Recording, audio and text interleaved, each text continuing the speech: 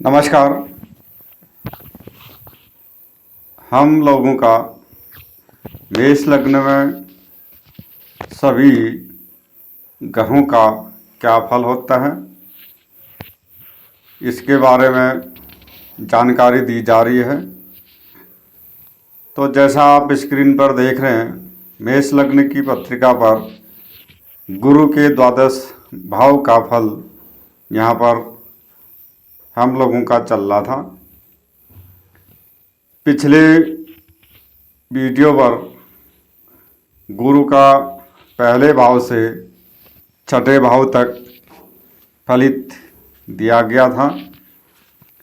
तो यहाँ पर आज देखते हैं, जैसा आप देख रहे हैं कि सातवें भाव में गुरु, आठवें भाव में गुरु, नवम, दसम, एकादश और द्वादश भाव तक गुरु लिखा गया है।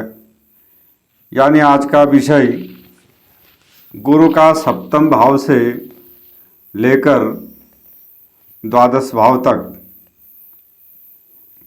क्या फल होता है, तो उसके बारे में यहाँ पर हम बताएंगे। तो सप्तम भाव में जब गुरु जाता है और गुरु यहाँ पर भाग्य भाव का मालिक और साथ में द्वादश यानी हानि भाव का मालिक होके सप्तम भाव में बैठा है, तो शत्रुवध है। तो जातक को यहाँ पर व्यवसाय के क्षेत्र में अत्यंत संघर्ष करना पड़ता है, कठिनाइयाँ उसको आती हैं। लेकिन विवाह के बाद विशेषकर भाग्योदय उसका होता है, तो जातक यहाँ पर धार्मिक प्रवृत्ति वाला, परोपकारी यहाँ पर जातक होता है, पराक्रमी होता है। और यहाँ पर गुरु वैवाहिक सुख में कमी करता है और पति पत्नी से मनमुटाव, अनबन यहाँ पर होती रहती है। नवम दृष्टि से, क्योंकि सप्तम में बैठा है, 7, 8, 9, नवम दृष्टि तीसरे भाव पर पड़ती है, तो वहाँ पर भाई बहनों का सुख भी बना रहता है। तो यहाँ पर गुरु अगर आप अष्टम भाव में जाता है, अपने मित्र के घर में है, मंगल की वृक्षित राशि पर यहाँ पर गुरु बैठा है और 7, 8, 9 यानी गुरु नवम दृष्टि से चौथे भाव को भी देखता है, उच्च दृष्टि वहाँ पर पड़ती है। लेकिन गुरु यहाँ पर द्वादश भाव का भी मालिक है और भाग्य भाव का भी मालिक है। तो द्वादश भाव का मालिक होके आया है तो विपरीत राजयोग यहाँ पर बनाता है। लेकिन नवम भाव का मालिक होके गया है तो यह भाग्य के क्षेत्र में बहुत संघर्ष कराता है, कठिनाइयाँ आती रहती हैं जीवन में। और भूमि, भवन, माता, सुख समृद्धि में वृद्धि तो यहाँ पर गुरु करता है। लेकिन आय के संसाधनों में बहुत बार विघ्न बाधाएं भविष्य में आती रहती हैं और जीवन के प्रत्येक कार्य में गुरु यहाँ पर संघर्ष कराता है और धन का भी अधिक खर्च यहाँ पर गुरु कराता है। पारिवारिक जीवन में मतभेद बने रहते हैं, कलह कलेश बनते रहते हैं और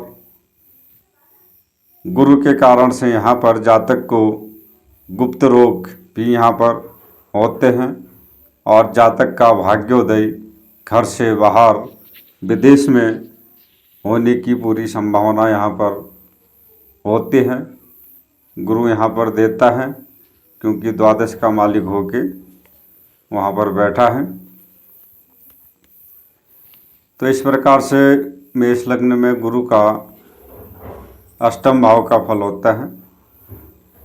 अब नवम भाव, जैसा आप लोग देख रहे हैं, नवम भाव में धनु राशि गुरु की ही राशि है और गुरु जब वहाँ नवम भाव में बैठता है तो अपने ही घर में बैठा हुआ कोई भी ग्रह अच्छा फल वहाँ पर करता है। तो गुरु के कारण से जातक प्रभावशाली होता है और सुंदर व्यक्तित्व वाला होता है, सुंदर विचारों वाला होता है, परोपकारी होता है और प्रतिष्ठवान होता है, यानी मान सम्मान वाला यहाँ पर होता है।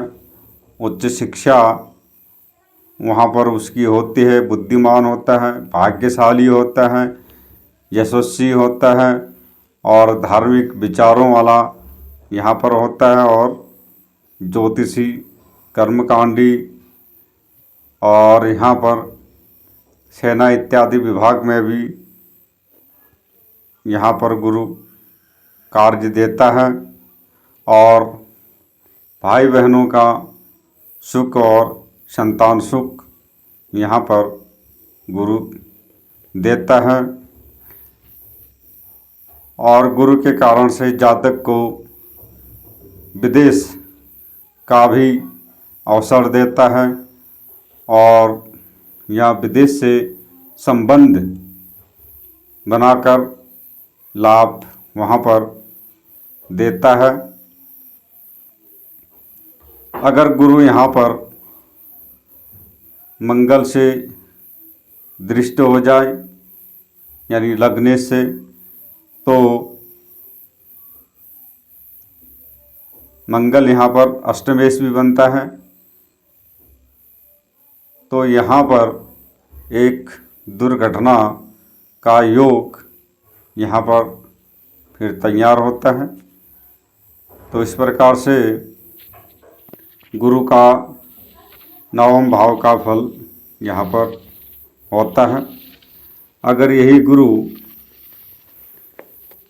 अब दसम भाव में जाता है, मकर राशि, शनि की मकर राशि है, गुरु यहाँ पर नीच का होता है, नीच का माना जाता है और भाग्येश नीच का होना, लेकिन त्रिकोण भाव से केंद्र में गया हुआ है, इसीलिए भाग्य को बहुत नीचा नहीं करता, लेकिन यहाँ पर राजयोग बनाता है और छोटी मोटी सरकारी नौकरी यहाँ पर गुरु दे देता है। लेकिन जातक को घूमने फिरने, विदेशों से संबंध यहाँ पर गुरु करवा लेता है, क्योंकि द्वादश भाव का भी मालिक यहाँ पर होता है। उच्च दृष्टि से चौथे भाव को देखता है तो जातक को भूमि भवन का सुख, वाहन का सुख देता है और शिक्षा भी अच्छी रहती है। लेकिन धन संचय करने में उसको बहुत दिक्कत आती है और उसके खर्च अधिक होते हैं और यहाँ पर पिता और निकट के भाई बंधुओं के सुखों में कमी आती है और साथ में कार्य व्यवसाय के क्षेत्र में भी अत्यंत संघर्ष यहाँ पर करना पड़ता है जातक को। लेकिन माता पिता के सुख में यहाँ पर गुरु कम कर देता है। तो इस प्रकार से यहाँ पर गुरु का दसम भाव का फल होता है।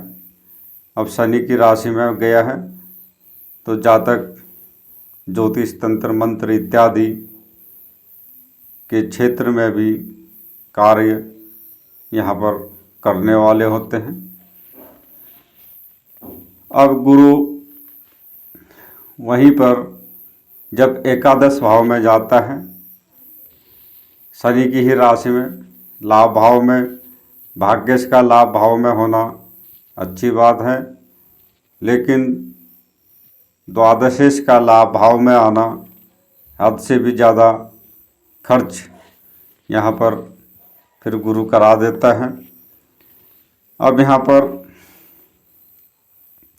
गुरु के कारण से जातक यानी उच्च शिक्षावान होता है, क्योंकि नवम भाव का मालिक होकर लाभ भाव में गया है, तो नवम भाव का लाभ उसको देता है, तो उच्च शिक्षा वाला होता है, व्यवहार कुशल उसका अच्छा होता है, मिलनसार व्यक्ति होता है और जातक स्वाभिमानी यहाँ पर बहुत होता है, गुणवान होता है, लेकिन आर्थिक क्षेत्रों में उसको कठिनाइयों के बाद सफलता यहाँ पर मिलती है।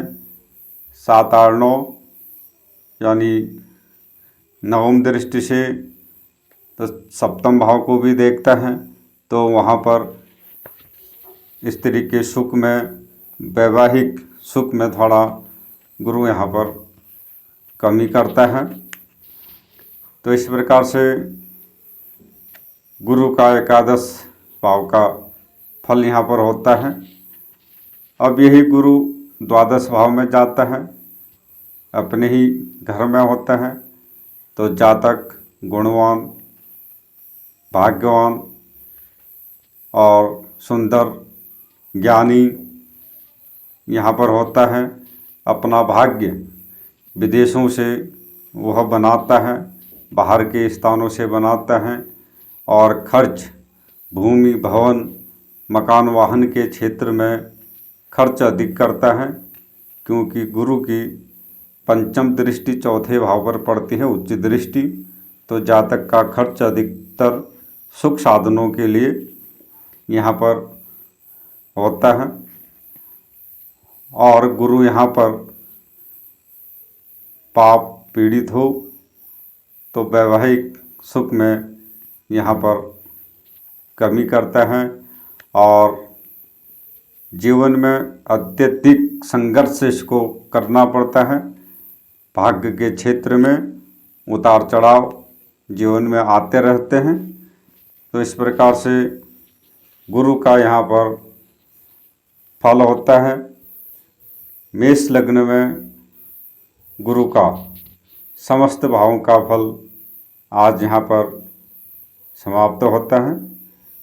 तो आप लोग देखते रहें यूट्यूब चैनल और ज्योतिष, फलित, गणित कुछ भी अगर सीखना चाहते हैं तो सभी इसी चैनल पर आप लोगों को मिल जाएगा धीरे धीरे। लेकिन जब तक प्रत्येक लग्न में प्रत्येक ग्रहों का फल करना नहीं सीखते, तब तक आप किसी भी कुंडली का सही फलित नहीं कर सकते हैं। इसलिए हर वीडियो को ध्यानपूर्वक देखें, सुनें, लिखें, तो आप बहुत जल्द ही घर बैठे एक अच्छे लेवल की ज्योतिष सीख सकते हैं। नमस्कार।